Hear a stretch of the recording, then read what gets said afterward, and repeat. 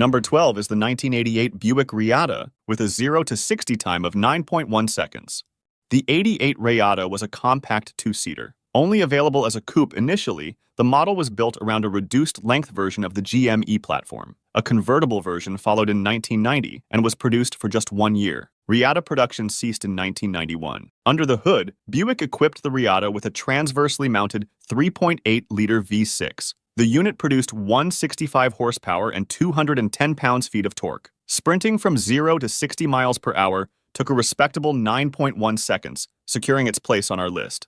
The car's most distinctive feature was arguably its pop-up headlamps, something unique in the Buick lineup.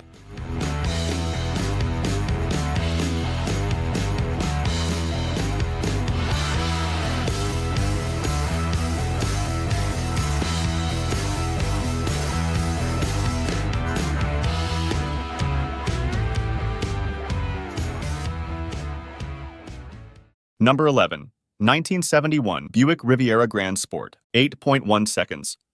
The imposing 71 Riviera GS truly benefited from its theatrical redesign. Many gearheads will instantly be able to draw styling similarities to the iconic 1963 Corvette Stingray, and this is no bad thing. Prior to its release, sales of the Riviera were beginning to lose momentum, and Buick really had to nail their colors to the mast in order to draw consumers back. The Grand Sport was the most dynamic version of the 1971 Riviera. Adding the optional $200 package increased engine power from the standard car's 315 horsepower up to 330 horsepower. Other changes include stiffer suspension, a 3.42 performance axle, faster variable rate steering, and the addition of a number of GS badges.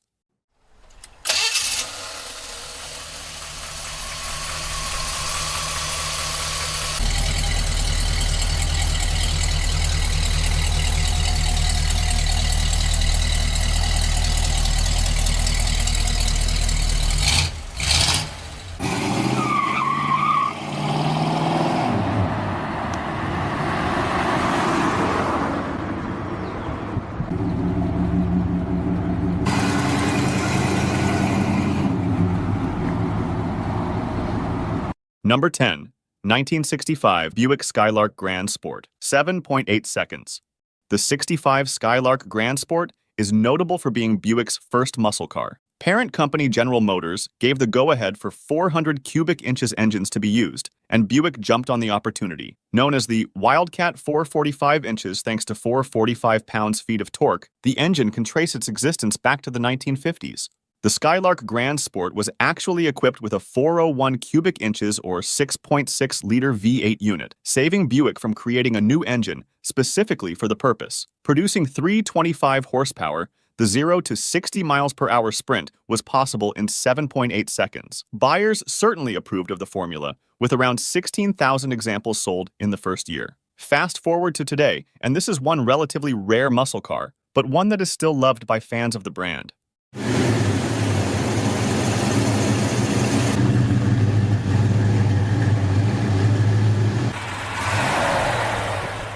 Number 9. 1995 Buick Riviera, 7.7 seconds.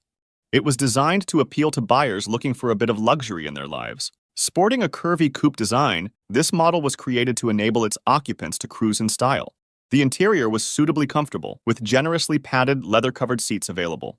A supercharged 3.8-liter engine provided the performance, with 225 horsepower and 275 pounds-feet of torque generated. Able to shift from 0 to 60 miles per hour in just 7.2 seconds, this fairly sizable coupe left some more expensive rivals worried.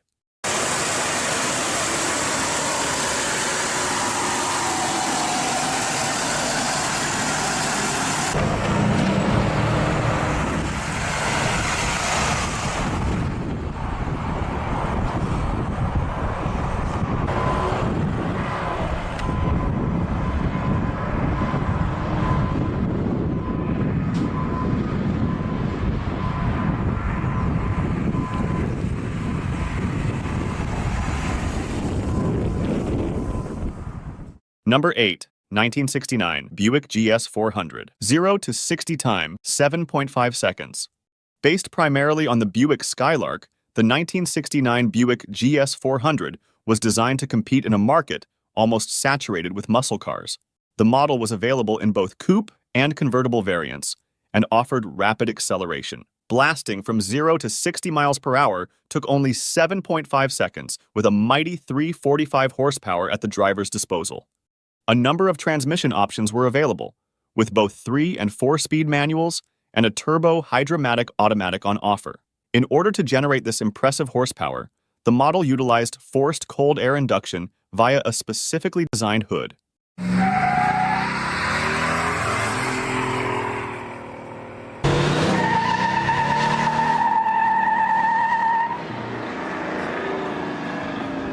Number 7. 2011 Buick Regal CXL Turbo.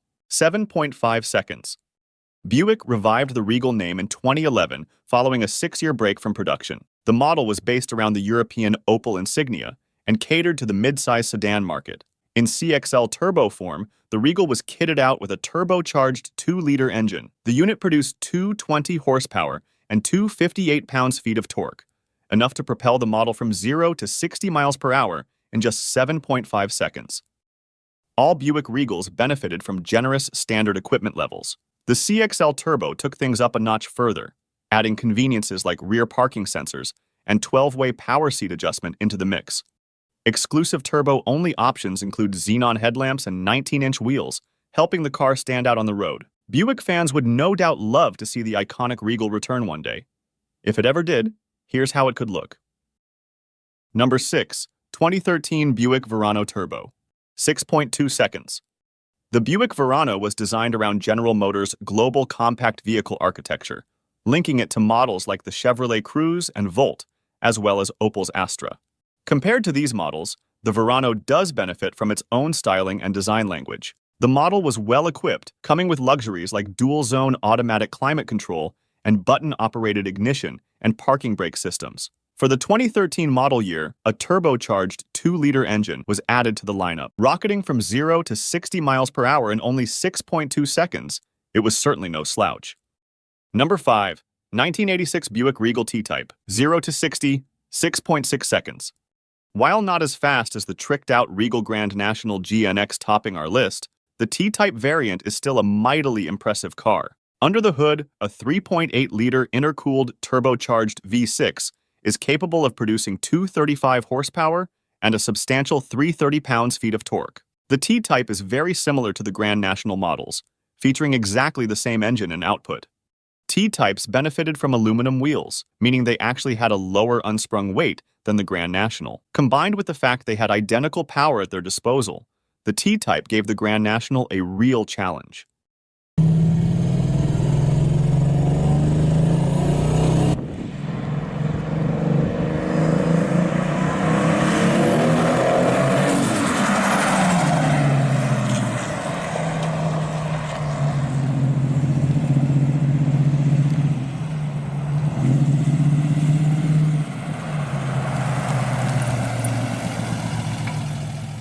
Number 4. 2013 Buick Regal GS. 6.2 seconds. Introduced in 2013, the Buick Regal GS increased the performance levels available in the Buick sedan portfolio. Compared to the standard car, the Regal GS sported a 0.4-inch lower ride height, creating a dominant stance. Up front, the car's grille fascia incorporated bold, satin metallic finish vertical air intake slots. The rear was similarly beefy, with a striking pair of satin metallic trapezoidal exhaust outlets integrated into the fascia. GS badging is evident across the entire vehicle and extends to the exclusive ebony interior. With a 270 horsepower high-output Ecotec 2-liter turbo engine under the hood, the model was also pretty rapid. 0 to 60 miles per hour was possible in just 6.2 seconds, while a mighty 162 miles per hour top speed was also achievable. 1970 Buick GSX Stage 2455, 5.7 seconds. With a rapid 0 to 60 miles per hour time of 5.7 seconds, the 1970 Buick GSX Stage 2 has secured third place on our list. Incredibly, Buick only selected 2 Stage 2 model as testing prototypes. The first being a white GSX sent to Reynolds Buick in California and worked on by Pappy Kennedy and Jim Bell. A second red version was sent to racing drivers Doug Jones and Dave Benasek. In excess of 500 horsepower was generated by the 7.5-liter engine. Transferred via a 4-speed transmission, the model could hit 150 miles per hour. Unfortunately, increasingly stringent emissions compliance meant the Buick GSX Stage 2 never made it into production.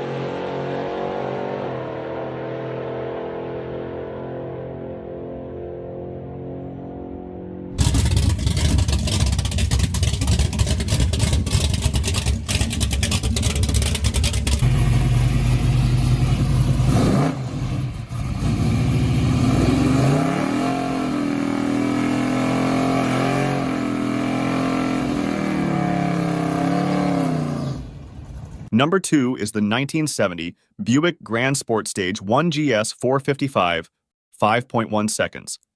Building on the success of Buick's early muscle cars like the 1965 Skylark Grand Sport, the brand really upped their game in the 1970s. The regular GS 455 was already a pretty mighty car, with an incredible 510 pounds-feet of torque generated from its 7.5-liter engine. Despite this, a more powerful Stage 1 version was unveiled. The Buick Grand Sport Stage 1 utilized forced cold air induction via twin hood scoops to generate its colossal power and torque ratings. Compared to the regular car, 10 extra horsepower was generated, giving a total of 360 horsepower instead of 350 horsepower. Number 1. 1986 Buick Regal Grand National GNX, with a 0 to 60 time of 4.4 seconds. Sitting proudly at the top of our list is the striking 1986 Buick Regal Grand National GNX.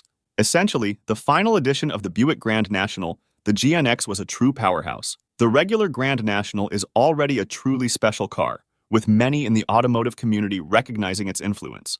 The GNX generated an impressive 276 horsepower and 360 pounds-feet of torque from its uprated turbocharged 3.8-liter V6 engine. With all that performance, it was one of fastest American production cars of the period. The GNX had all the hallmarks of a great muscle car, a signature design and rapid acceleration. The model is most celebrated for its ability to challenge the V8 competition with a downsized V6 engine. A modern interpretation of Buick's Grand National would be a genuinely exciting proposition. Thanks for watching. If you enjoyed. Whether they were too niche, too ahead of their time, or just a bit too much, these GM cars were forgotten as soon as they hit the streets. 1997 Chevrolet S10 Electric. It's only now that electric vehicles are taking over the world, but even before they finally became all that popular, automakers were experimenting with battery power, like the GM EV1 Coupe. But in 1997, GM put e-power in a truck and made the Chevy S10 Electric, which at the time was a cool concept.